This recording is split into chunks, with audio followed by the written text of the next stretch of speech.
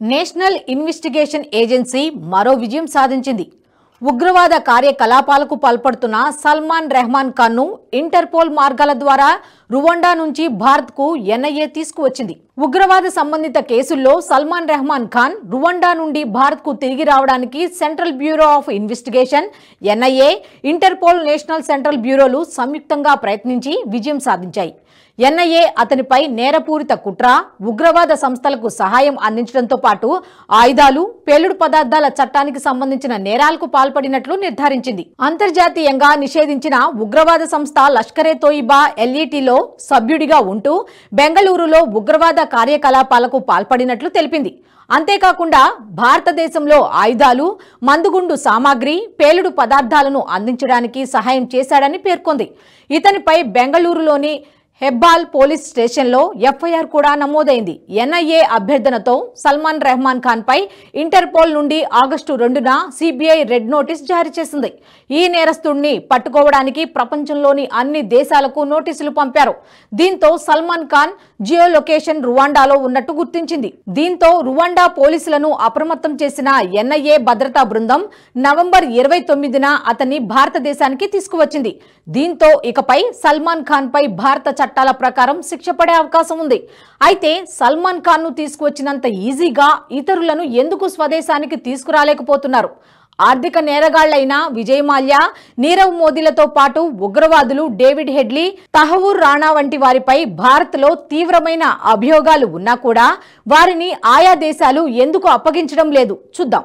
అంతకంటే ముందు జాతీయవాద జర్నలిజంలో నేషనలిస్ట్ హబ్ మరో అడుగు ముందుకు వేసి తొలి తెలుగు ఓటీటీ NH ప్రైమ్ ను మీ ముందుకు తీసుకువచ్చింది. అందులో పూర్తి రీసెర్చ్ తో కూడిన అద్భుతమైన కంటెంట్ ను మీకు అందిస్తున్నాం. ఇప్పుడే www.nhprime.in వెబ్సైట్ లోకి లాగిన్ అయ్యి జాతీయవాద జర్నలిజాన్ని ప్రోత్సహించండి. ప్రపంచంలో అన్ని దేశాల మధ్య నేరస్తుల అప్పగింత ఒప్పందం ఉంటుంది. కొన్ని దేశాల మధ్య ఈ ఒప్పందాలు ప్రభుత్వాలే కుదుర్చుకుంటాయి.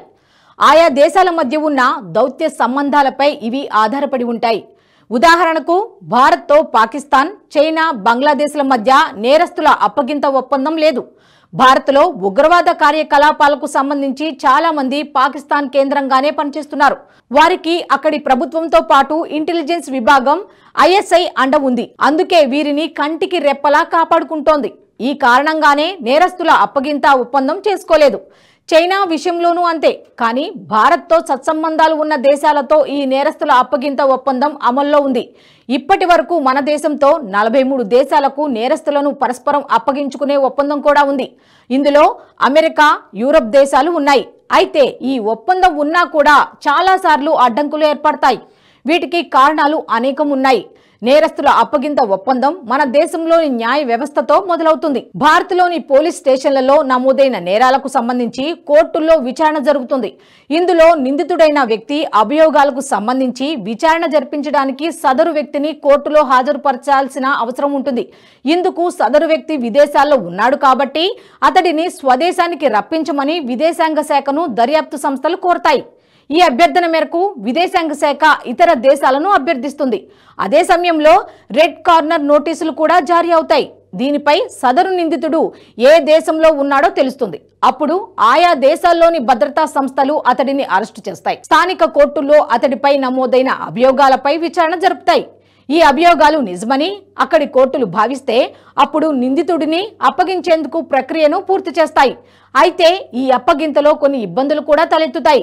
చాలా దేశాలు ఈ నేరస్తులు పాల్పడిన నేరాలు తమ దేశ చట్టాల ప్రకారము నేరమే అయితే మాత్రమే ఒప్పందానికి అంగీకరిస్తాయి. దీనివల్ల తీవ్రమైన నేరాలకు మాత్రమే ఈ ఒప్పందం వర్తిస్తుంది. ఉదాహరణకు భారతీయ సాంప్రదాయాల ప్రకారం ఏర్పడిన విడాకులు, వరకట్న వేధింపుల చట్టాలు వంటివి ఇతర దేశాల్లో చట్టం లేదు కాబట్టి వీటి విషయంలో అప్పగింత జరగదు. దీంతో పాటు రాజకీయ నేరాలకు ఈ ఒప్పందం వర్తించదు. బ్రిటన్లో రాజకీయ నేరస్తులకు రక్షణ కల్పించే చట్టాలు ఉన్నాయి కాబట్టి అక్కడ ప్రభుత్వానికి అర్జీ పెట్టుకుంటే ఇతర దేశాలకు అప్పగించడం కుదరదు. దీంతో పాటు ఆర్థిక నేరగాళ్లకు బ్రిటన్లో ప్రత్యేక చట్టాలు ఉన్నాయి. బ్రిటన్ అప్పగించే నేరస్తులకు అక్కడ జైల్లో ఉన్న సదుపాయాలే ఇక్కడ కూడా కల్పించాల్సి ఉంటుంది. అందుకే విజయ్ మాల్యాను అప్పగించమని కోరిన సమయంలో భారత్లో జైళ్లలో దుర్భర పరిస్థితులు ఉంటాయని, కనీస సదుపాయాలు ఉండవు కాబట్టి అది మానవ హక్కుల ఉల్లంఘన కిందకే వస్తుందని బ్రిటన్ కోర్టులో పిటిషన్ను దాఖలు చేశాడు. దీంతో భారత జైల్లో ఉన్న సదుపాయాలపై నివేదిక సమర్పించమని బ్రిటన్ కోర్టు భారత్ను కోరింది. అమెరికా చట్టాల ప్రకారం ఒక నేరంలో 2 సార్లు శిక్ష విధించడం కుదరదు. దీన్నే డబుల్ జెపార్డీ అని అంటారు. అందుకే డేవిడ్ హెడ్లీని అప్పగించడానికి అమెరికా సుముఖత చూపడం లేదు. భారత్లో 26/11 ముంబై ఉగ్రవాద దాడుల్లో డేవిడ్ హెడ్లీ కీలక సూత్రధారి.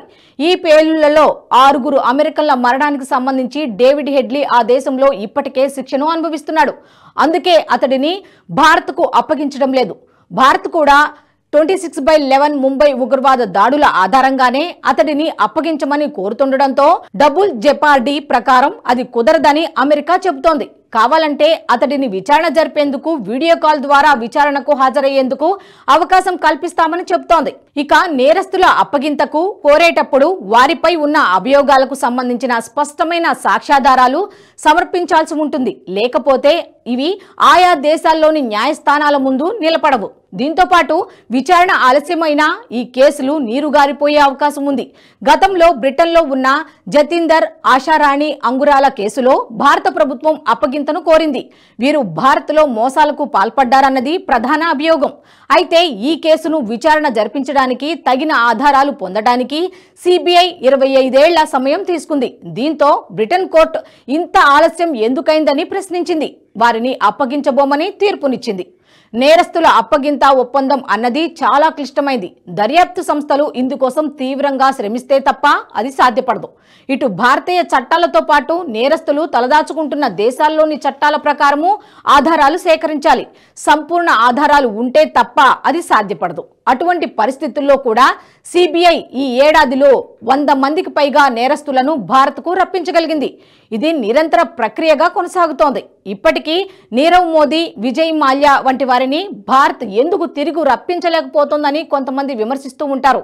2-3 కూడా తిరిగి రప్పించలేకపోతోందని ప్రభుత్వంపై విమర్శలు గుప్పిస్తుంటారు. కానీ నిజానికి ప్రతి ఏటా 100ల మంది నేరస్తులను మన దర్యాప్తు సంస్థలు భారత్కు తీసుకువస్తున్నాయి. విజయ్ మాల్యా, నీరవ్ మోదీ వంటి వారికి మీడియా అపరిమిత కవరేజ్ ఇవ్వడంతో పాటు రాజకీయ విమర్శలకు వీరిని ఉపయోగించుకోవడం ద్వారా దర్యాప్తు సంస్థలపై ప్రశ్నలు లేవనెత్తుతున్నారు. కానీ ఇంతటి క్లిష్టమైన ఒప్పందాలు, నిబంధనలు ఉన్న దర్యాప్తు సంస్థలు నేరస్తులను భారత్కు తిరిగి తీసుకురావడానికి ఎంతగానో శ్రమిస్తున్నాయి. అందులో భాగంగానే తాజాగా సల్మాన్ రెహమాన్ ఖాన్ ను తిరిగి రప్పించగలిగాయి. ఈ వీడియో మీకు నచ్చినట్టయితే లైక్ చేయండి, 10 మందికి షేర్ చేయండి. అలాగే కామెంట్ల రూపంలో మీ అభిప్రాయాలను మాతో పంచుకోండి. Nationalist hub group of channels ను సబ్స్క్రైబ్ చేసుకుని తెలుగునాట జాతీయవాద జర్నలిజాన్ని ప్రోత్సహించండి. ఈ వీడియో కింద ఉన్న బెల్ ఐకాన్ పై క్లిక్ చేయడం మర్చిపోవద్దు.